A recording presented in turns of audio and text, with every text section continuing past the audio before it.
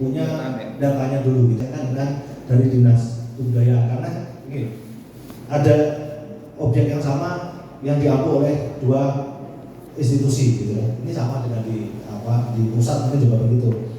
Di kebudayaan punya undang-undang pemajuan kebudayaan, di usahaan punya undang-undang usahaan yang sama. Tapi saya rasa bukan siapa yang harus menangani, tapi bersama-sama menangani agar semua juga jangan sampai saling tarik menarik, justru malah naskah akademia sendiri yang terbengkalai gitu kan. Intinya siapapun yang akan melaksanakan itu lebih baik lagi kalau saling bekerja sama. Ini saya rasa juga ini terjadi bukan hanya Cilegon, ini di semua daerah tingkat 2 saya rasa begitu, karena ada dinas kebudayaan, ada dinas usahaan yang mulai aktif sejak ada peraturan Kemendagri ya 2020 kalau nggak salah nomor 90 itu kan ada naskah akademia menjadi indeks kinerja kunci kalau tidak salah pada waktu itu. Jadi sekarang mulai bangkit lagi dari dinas usahaan untuk masalah naskah akademia ini.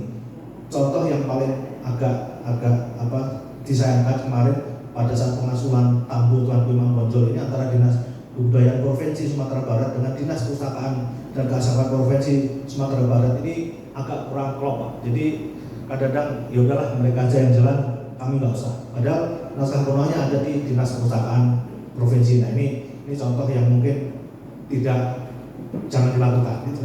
Jadi kita lebih baik kita sama-sama ini. Yang penting naskah akademia ini selamat loh, yang pertama itu.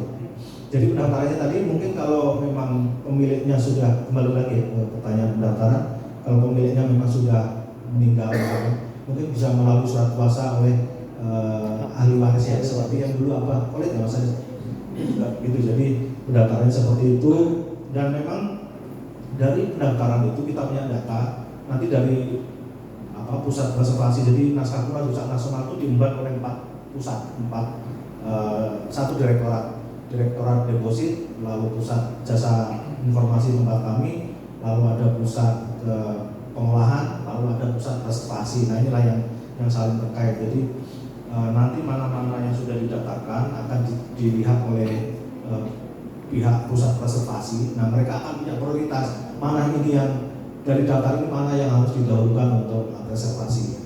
Tetapi selain itu bisa juga mengajukan surat proposal, nanti mungkin bisa difasilitasi oleh dinas pustakaan dari jumlah naskah-naskah yang ada di Cilegon, misalkan beberapa naskah bisa difasilitasi untuk dikirim surat kepada Pustakaan Nasional melalui pusat preservasi untuk konservasi naskah kuno. Saya rasa dengan jumlah yang banyak saya rasa akan jadi prioritas gitu. Kan cuma hanya 1-2 mungkin bisa mundur gitu. Tapi kalau dari komunitas ini punya data di sini jumlahnya ada lebih dari 30 50 misalkan, saya rasa bisa jadi prioritas untuk pihak perusahaan nasional untuk konservasinya. Jadi itu terkait pendaftarannya. Lalu terkait tadi yang banyak naskah tadi di Jombang Wetan terkait Sri Dewi Pohajin. Nah ini Dewi Pohajin kan memang mitologi Sunda ya, sama kayak mitologi Jawa itu Dewi Sri. Jadi memang terkait dengan Dewi Sunda. Nah tadi pelestariannya saya rasa bisa kita bekerjasama Pustakaan Nasional memang punya program untuk preservasi, tetapi kan memang tidak bisa mencakup semua wilayah di Indonesia karena saking banyaknya, kita nggak bisa bekerja sendiri Pustakaan Nasional.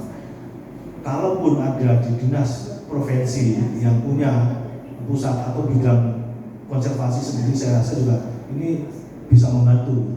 Karena proposal juga banyak yang masuk ke Pustakaan Nasional untuk konservasi ini.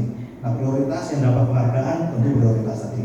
Lalu ada yang sudah didaftarkan tentu prioritas. Nah bagaimana dengan naskah-naskah yang belum dapat penghargaan dan belum didaftarkan? Nah inilah mungkin program berjenjang ini dari Pustakaan Nasional untuk provinsi lalu ke dinas pustakaan kabupaten atau kota, inilah yang mungkin bisa membantu